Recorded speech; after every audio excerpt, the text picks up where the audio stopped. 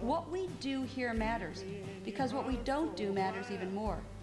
We need to continue to push, and we at ADAO are going to continue to push the Surgeon General of the United States. As you know, the United States continues to use asbestos, and that indeed is a barrier to others stopping its use. The most horrific part of this whole story is that it is preventable.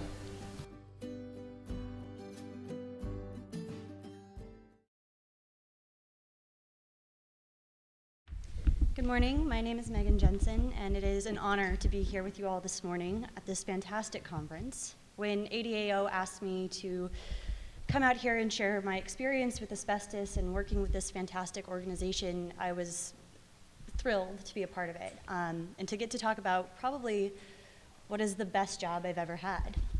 I've had the privilege of being associated with ADAO, like Linda said, for the last 2 summers, but my story with asbestos begins a little bit before that. While I'm currently a 3rd-year law student out in California, I did my first year up at Penn State. And as most first-year law students will tell you, law professors are a mean bunch. And they love to assign you long, arduous, very difficult cases to then read and dissect in class. And their favorites, by far, are asbestos exposure cases. And this is because of the very nature of asbestos. Because asbestos has been so widely used in the United States, it's difficult for victims to know where they were exposed. Because diseases related to asbestos have such long latency periods, it's difficult for victims to know when they were exposed. And because asbestos is often odorless, tasteless, and very often invisible, it's difficult for victims to know that they were even exposed at all. Now, all of this adds up to what a law professor terms an interesting case, and what law students call by 4-letter words that won't be repeated in mixed company. But in all honesty, what I found more frustrating than the cases themselves was the assumption that my fellow law students and most of my professors had that asbestos had been banned. It was no longer a problem and was some sort of relic from an earlier era, and we didn't need to worry about it in the United States. Now, these were all incredibly bright, talented, civically minded people, but they were completely wrong. Asbestos is still a very real danger to many Americans and to many around the globe.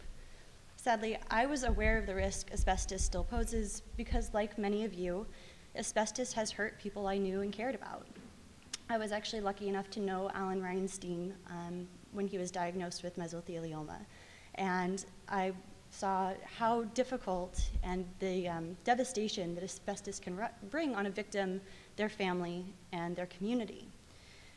So I was keenly aware that asbestos is still a very real problem in this country, and people are still at risk.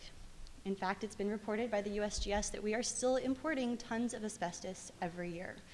So as I sat there slogging through case after case, my thoughts kept turning to Alan, and I kept thinking that there was something very wrong with this picture.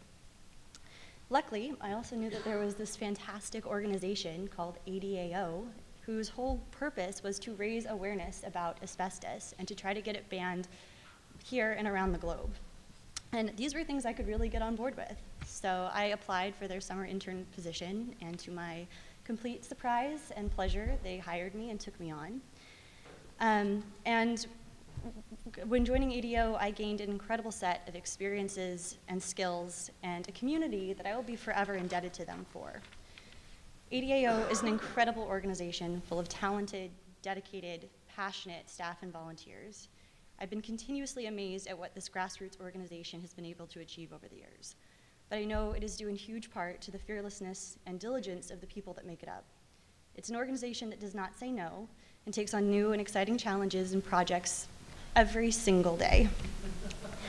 I remember my first day at ADAO, and after the preliminary greetings and showing me where the coffee was, you know, those important things, Linda, our CEO and co-founder, said to me, "I need you to draft a letter to the Prime Minister of Bihar, India, talking about how hazardous asbestos is and that they shouldn't build a plant in that province." Now, I knew nothing about Bihar, India, and I was still learning quite a bit about asbestos. But we rolled up our sleeves and we got it done. And that was pretty much set the tone for every June through August for the last 2 years.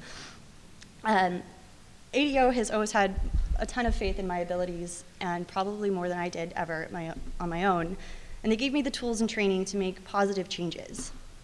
Thanks to ADAO, I've had the opportunity to meet and collaborate with the victims community, with leaders in the scientific and medical fields, with legislative organizations, and labor organizations who all share our passion for keeping people safe from asbestos.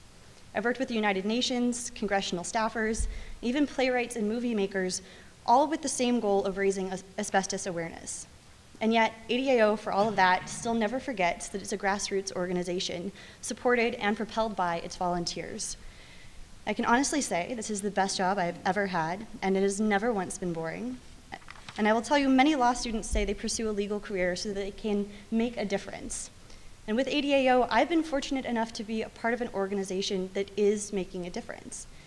ADAO continues to grow and take on new challenges and is creating change in this country and abroad, and it's really elevating the dialogue about what it means to be safe in our homes and our workplaces.